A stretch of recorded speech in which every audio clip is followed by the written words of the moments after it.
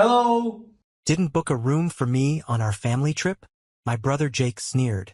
We reserved rooms for me, my wife, and my child. We're the real family. I calmly responded, then I'll leave, and walked out. Hours later, after ignoring dozens of their calls, something unthinkable happened. On Thanksgiving morning, as I woke up in my New York City apartment, the familiar anxiety crept into my chest. Another year, another family reunion. This year, the venue was the Westward, a luxurious resort hotel in Malibu, California. It was our yearly family outing, and as usual, all expenses were being borne by my grandfather, Howard Carter. As I gave a final check to my suitcase, I exhaled heavily. I looked at myself in the mirror. My name is Nathan Carter, and I'm 35 years old. I'm a research director. I earn $130,000 per year. I stay alone in New York. I have been steadily building my assets through well-thought-out investments. Money is important, but dignity is something even more precious. I remembered what my grandfather said. He is a successful businessman who made his fortune in real estate development. Everything about financial management I learned from him. Since childhood, he taught me with great enthusiasm about investments and asset management. He is the only one in the family who truly understands me. And then there is my brother Jake, a former airline pilot who became a full-time husband. He leads an apparently affluent life with his wife and 7-year-old daughter, Emily. But this lifestyle wouldn't be possible without monthly support from our grandfather. Their high mortgage payments, car loans, and their daughter's private school tuition. Everything is covered by grandfather's assistance. Still, Jake's social media is flooded with glamorous posts, new designer watches, dinners at expensive restaurants, luxurious vacations. He seems fixated on showing a life that is far from real. My parents, Richard and Susan Carter, are no different. They seem to be enjoying their retirement life in Florida. But that too would not be possible without the support of grandfather. Their retirement fund, the deposit for the high-end retirement home, everything is based on grandfather. My parents have always been cold toward me but indulgent with Jake. That hasn't changed since childhood. I covered my tuition with scholarships, and my living expenses by part-time jobs while I was in college. Meanwhile, my brother depended on our parents for everything. Study abroad expenses and living costs included. The contrast still hurts to remember. Become someone who can stand on their own feet. That is another of grandfather's sayings. I have really lived by these words, studying and working desperately so as not to be dependent. I made my career in the pharmaceutical industry, developed my assets, and built a life that needs no one's support. The high-rise apartment looking out over New York skyline was achieved by my hand. The moderate luxury in my life, within my means, that is the life chosen. Lifting up my suitcase, the anxiety for this year's Thanksgiving was slowly growing. Every year, the distorted relationships in our family only intensified. My brother's preoccupation with superficiality, my parents' preferential love, and the anxious eyes of grandfather. On the way to the airport in the taxi, I thought about this year's trip. The Westward was a 5-star, internationally renowned hotel built in 1982. It was an Italian Renaissance building with suites over $900 per night. The special dinner for Thanksgiving was said to be over $300 per head. But against that glittering backdrop, the reality of our family was fragile and distorted. My brother's high-rolling lifestyle, my parents' comfortable retirement, all castles built on the sand of grandfather's support. And this year, those distortions were about to reach their breaking point. Of course, everyone must have noticed, yet no one dared to speak of the reality that now awaited us. Through the taxi window, from Los Angeles International Airport to the Westward, California's gentle sunlight streamed in. On Thanksgiving Day, under a pleasant weather condition, I arrived at this luxury resort. I was the last to arrive. Pulling my navy Rimowa suitcase, I stepped into the Italian Renaissance-styled magnificent building. My simple yet elegant theory suit had slightly wrinkled during the long flight. The lobby spread out as a clean, dignified space.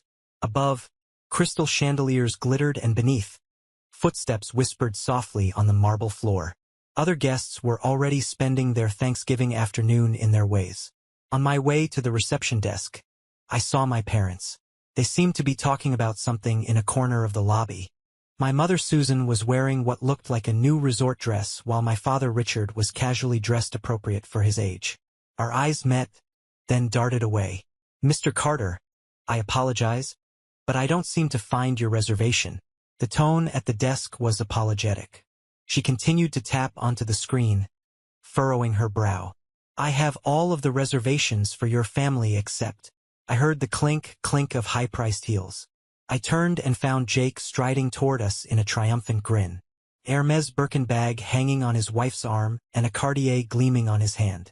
"Oh, finally Nathan showed up," he said with sarcasm laced into the tone of his voice. The receptionist continued to check the system.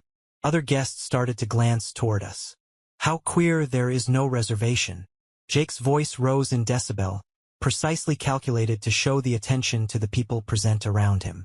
His Louis Vuitton baggage was strikingly contrasting next to my dark-colored case. "Actually," Jake stepped closer, a triumphant smile on his face. "I only made reservations for our family." His voice echoed in the lobby. He continued, heavy with sarcasm. "A room for me, my wife, and my daughter. And one for Mom and Dad. Just for the real family, you see." There was a moment of silence. The front desk staff stood agape, and our parents turned their backs even further away. The air around me solidified in an instant. With a slow, deep breath, I spoke with my face still expressionless. "I see. Then I'll leave."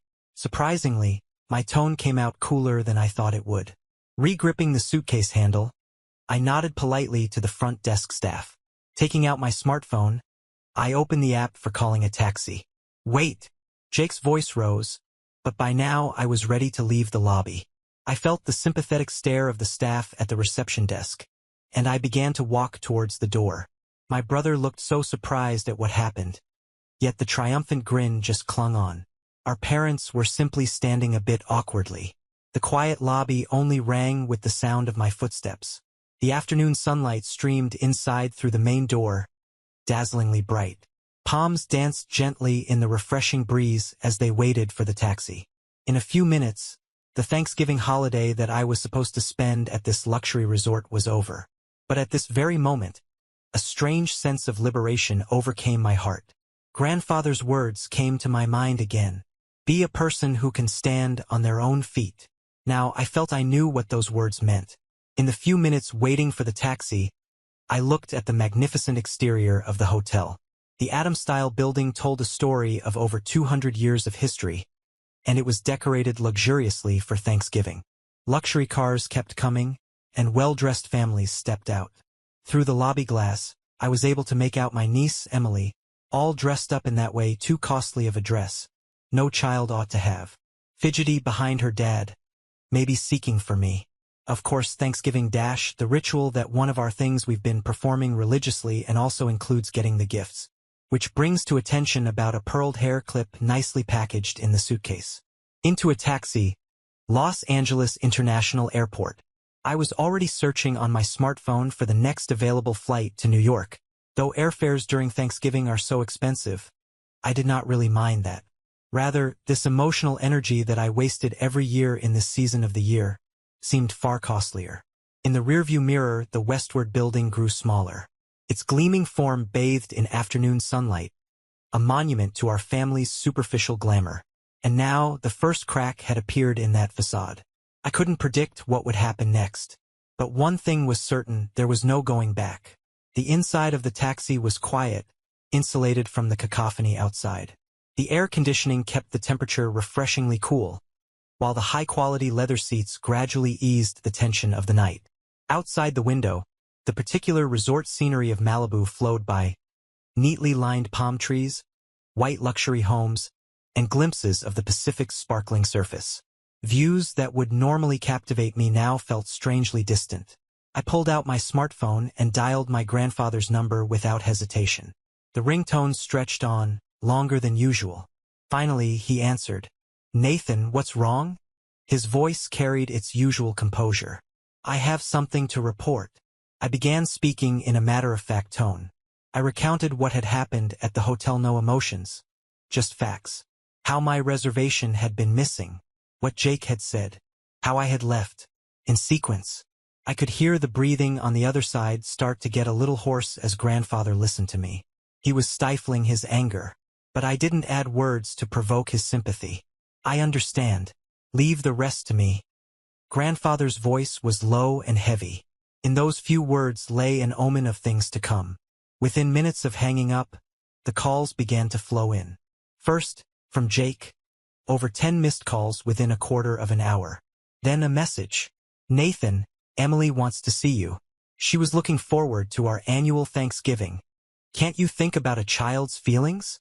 My friends come over for dinner tonight. I was planning on posting the perfect family Thanksgiving to Instagram. Do you know how embarrassing it is to explain this situation? Jake's voice rose higher, hysterical. Between those calls, emails from our parents did start to trickle in. We could have put another room in, but then again, as Jake said, design the house around the real family. My mum's email expressed years of chills. You are independent now, aren't it? If you can afford it, then why not have another room? With your salary, it shouldn't be a huge deal. What's the emotional high drama for? Then another from my father went in for an even sharper X. Jake has a family, a wife and a child. You do know that, don't you? Can't you just keep quiet and bear with it over Thanksgiving? That has always been the problem with you, thinking about no one but yourself and never the family. Next, my mother went on, portraying me as the bad guy. We had plans for social network postings. We were going to take such nice pictures of you and Emily. Now it's all ruined. The feeling within my chest, with every and each message read. But by now, those were words heard. Since ever I could remember, my brother and I had been under this kind of discrimination. Then, as it neared to the airport, this surging wave received new messages like, because you are selfish, Emily is crying, and also she was planning so long. She had longed to meet Uncle in end. He continued to use his daughter as a shield to the very end. All I could perceive behind it was vain and pride. Then followed another of her sarcastic emails from Mother. Poor Jake. If you knew how hard he tries to provide for Emily, you wouldn't be so heartless. Desperate as she is about Emily's future, you wouldn't understand. But children's education requires money. Yet, at a time like this, I felt no need to reply. If anything, I was grateful that things had come into the open without too much effort on my part. Just before reaching the airport, an email from grandfather arrived. I am proud of your decision. I know everything. A certain warmth welled up in my eyes as I read the message. However, this wasn't because of sadness, but because of quiet determination, a new chapter that had started and would grow big very fast. My smartphone kept on receiving incoming calls relentlessly. Worried messages from Jake attacked my screen. Answer the phone right now. Then, accusatory emails from my parents. Your selfishness is tearing the family apart. But I had reached a place where no one's voice could reach me. Getting out of the taxi, I started to walk towards the international terminal. While booking my flight to New York, I felt a strange sense of freedom. This was the moment of being freed from the false real family. About 30 minutes after boarding, an email from grandfather came in on the New York-bound plane. The recipients listed all the family members. The following is my final decision to be announced. Grandfather's email began as characteristically dignified as he was. Today, on Thanksgiving, an incident occurred which badly wounded our family dignity. Cruel treatment of Nathan, injury to the name of the Carter family, and under no circumstance shall be tolerated. I hereby freeze immediately all financial support given to Richard, Susan, and Jake. Let me remind you that your respective high lifestyles depend on my support entirely. Those who have been blinded by their lives of vanity and pretentiousness and have forgotten what family is all about deserve no more such privilege. Just as I read that, my phone wouldn't stop ringing. It was Jake again. He must have been in deep need since he was trying to call in every now and then. Nathan, please answer the phone. Convince Grandpa. His voicemails marked his increasing desperation. Needless to say, his life would turn into a nightmare without that amount each month. All his lifestyle had been built on the basis of grandfather's backing. Then came emails from my parents. The conceitedness was all gone, and the email was pleadings of desperation. Nathan, this is about our retirement. Can you please talk to your grandfather again? The $150,000 deposit for our reserved luxury retirement home will get forfeited. Our medical insurance subsidies will stop. Their panic was unmistakable. The reality of their retirement security crumbling in an instant had finally hit them. Do something, Nathan. Listen, if it's you, won't he? For the first time, my mother's email contained unfamiliar words. I'm sorry for saying such terrible things earlier, but this is a family crisis. I quietly turned off my smartphone. Through the plane window, a vast sea of clouds stretched across the sky. The perfect family Thanksgiving photos posted every year on social media would not be uploaded this year. For Jake, that might be an even bigger blow than the financial impact. The plane flew steadily toward New York, without turbulence. The guy next to me was deep in thought, scrolling through some Thanksgiving dinner recipes on his phone. This would have been the time I was presenting Emily with her gift in the lounge bar of a hotel. When I finally got home and onto my Wi-Fi network, my cell exploded in notifications. Over 100 unread messages, most of them from Jake. Their contents grew increasingly panicked. What am I supposed to do? I won't be able to pay the loans. What about Emily's school fees? Emails from my parents too had turned urgent. We might be deprived of getting back retirement home deposit. What to do? Can't sleep over thinking about medical insurance. And most tempting message, final notice from grandfather, was sent to all in the family. This is something that cannot be undone. Consider this the consequence of your own doing. If you disagree with my decision, I will cut everything off immediately. I quietly read the messages coming in. Their condescending attitude from before was gone, only desperation remained. I had never seen each family member's true self as vividly as in that moment. Putting my smartphone down, I made some tea in the kitchen. By this time, I should have been having their sumptuous Thanksgiving dinner, a $100 special course per person. I remembered that amount, and it brought a slight smile to my face. Every year, my brother's family updated their social media status with posts about this delectable dinner. But, in fact, they were seldom able to even pay their month-on-month credit card debt. Another call received. This time from Jake's wife. She sounded a little panicked and confused in her voice. Among those were quips about how her husband overspent. And their marriage also seemed to start developing cracks. Then the really desperate appeals started coming from my parents. The retirement home won't refund the $130,000 advance payment. Medical insurance will be self-paid from next month. Because of you. Our retirement. Even in their begging, they continued to side with Jake, even as they blamed me. It was as though they had learnt nothing. Refrigerator, I extracted a lemon and dropped it into my tea. Tomorrow the routine work awaited. New research data analysis waited at the pharmaceutical company.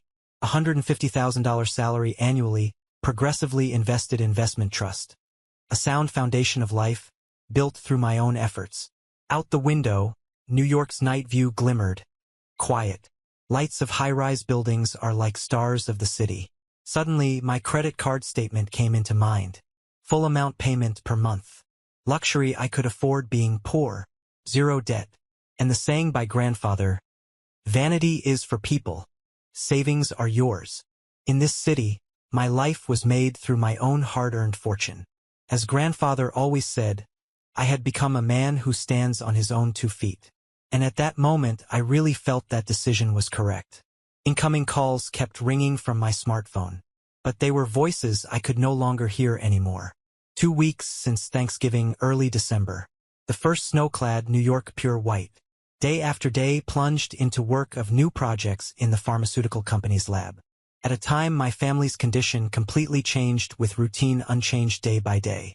Social media first provided the initial signs. Jake's Instagram, once updated almost daily, had gone dark. His last post was the day before Thanksgiving. A photo of a Hermes bag at an upscale restaurant, tagged with #DreamLifestyle. The caption, "What a wonderful life." Now, it sounded painfully ironic. Emails from my father were finally contrite. I'm reflecting on our years of extravagant living. We spoiled Jake too much, and we were cold to you. I'm sorry. Similar messages came from my mother. With their medical insurance subsidies cut off, they were finally realizing how much healthcare really costs. Our pension alone is nowhere near enough.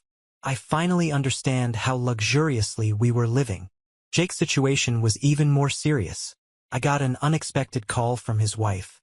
I found hidden debts he kept secret. I'm in a state of shock looking at credit card bills. We can't afford this life anymore. With grandfather's support suddenly cut off, their facade of affluence was rapidly crumbling. We're considering moving to a cheaper house. Looking at public schools for Emily too. Jake cries every night. His wife's voice was filled with exhaustion and resignation. Even their marriage itself seemed to be in crisis. In contrast, my life remained peaceful. I worked from 9 a.m. to 7 p.m., and on weekends I would attend investment study groups, recheck my financial portfolio, and continue to live within reasonable means. Just the day before, I had been appointed team leader for a new research project, and my salary was bound to increase bit by bit. My investment operation was going without a hitch, and I didn't worry about the future. I had always harbored the notion that vanity brought only momentary satisfaction, but savings provided lifelong security. Now, with grandfather's words about their insecure retirement and Jake struggling with mounting debt, I simply went on to lead my ordinary life. Over the last 2 weeks, the desperate calls and emails had slowed to a trickle. Messages that had come in every day now were only coming once or twice a week, their tone changing from angry and in denial to quietly resigned. Jake's latest email was brief, but it spoke volumes. Emily will be transferring to public school. She'll take the school bus. I never thought it would come to this. It was the first indication he was starting to face up to reality. That carefully contrived picture of private school life, once posted hopefully on social media, would never be uploaded again. My parents were also being forced to adapt. They were now seriously considering moving from their luxury Florida community to a more affordable condominium. Medical bills were piling up, and the dream of a comfortable, effortless retirement had collapsed overnight. An email from my father was unusually candid. We have lived with the wrong values for so many years. Yet, if that realization would indeed change them was a different matter altogether. One night, a short email from grandfather read, "Awakening to the truth of life sometimes brings pain, but it is necessary pain. Your decision gave them an important lesson." I didn't answer. I just saved the message. That night, while I stared at the New York City skyline, the stars twinkled between the skyscrapers. The city was still the same, always unflinching, so was the life that I had designed. 3 months went by since that Thanksgiving, and the early spores of spring began to sprout. Nothing in my life had changed. If anything, it had become more rewarding. The pharmaceutical research project I was leading was going well, and just last week, I got word of another promotion. My salary was to increase to $190,000, and my investments continued to grow steadily. I had been standing at the window of my office, my eyes lost to the expanses of the surface of the Hudson. The sun threw a glow over everything, lending a soft newness to it. All the water shimmered. New piles of fresh research data weighed down on my desk, requiring my urgent attentions. These were exciting moments. Any hours spent amidst books and writings pleased me. Days passed, and a package came from grandfather. Opening it, there was a single-strand pearl necklace inside. The card enclosed had only one line in that beautiful, flowing script he did so well. "True brilliance dwells in those who stand on their own feet." I had kept in touch with my parents since the fallout, but very minimally. They had gone ahead and moved to a smaller home, struggling to keep up with their medical expenses, but they were slowly adjusting. For the first time, my mother's emails carried a different tone. Luxury brings momentary joy, but there is real security in living a grounded life. Jake and his family had also moved to a modest suburban neighborhood.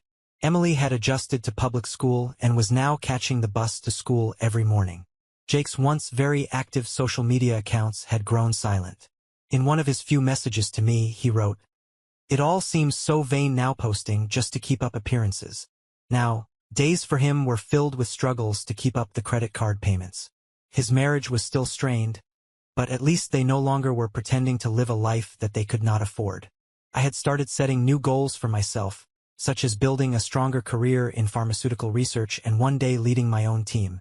I could just envision mentoring young researchers and teaching them some of the things that I learned. Holidays allowed me to study investment and economics with a study group. The company during holidays also put me among people living steady, no-nonsense lives. The conversations were real, void of pretentiousness and vanity. Refreshing. That Thanksgiving had taught each of us at least something great. The worth of financial freedom, the hollowness in image-based lifestyles, and most importantly, the essence of a family. The last words of grandfather still rang in my head. Real bonding is only possible after overcoming hardships. Inside my desk drawer, the pearl hair clip that I had bought for Emily was sitting, still encased in unopened packaging. It would be worth giving to her someday when she is old enough to understand that pride comes from an independent soul, and when she would understand that a like somewhere on social media does not bring any respect. Outside my window, a gentle spring wind stirred the trees, as if to announce to me, in whispering tones, the arrival of the season. Bye-bye.